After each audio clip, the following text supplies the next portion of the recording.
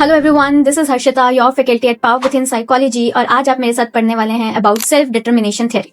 सो ये कंसेप्ट पढ़ने में कई बार चैलेंजिंग और एग्जाम में कंफ्यूजिंग हो जाता है। तो आइए इसे सिस्टमैटिकली डिकोड करते हैं with power within psychology, your trusted partner for psychology entrance exam preparations. So कभी कभार ऐसा होता है कि आप पढ़ तो रहे होते हो लेकिन अंदर से वो ड्राइव नहीं आ पाती है, राइट?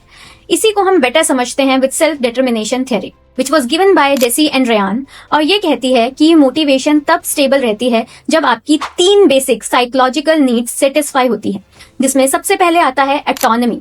ऑटोनॉमी का मतलब है कि आप काम अपनी चॉइस से कर रहे हो या फिर प्रेशर से या कंट्रोल की वजह से।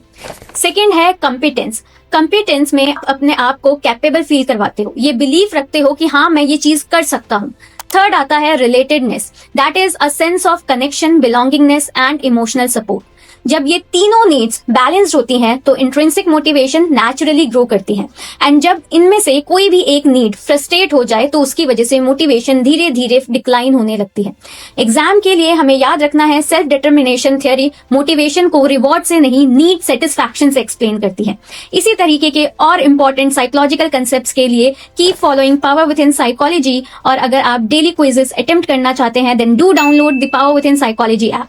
Till then, bye bye.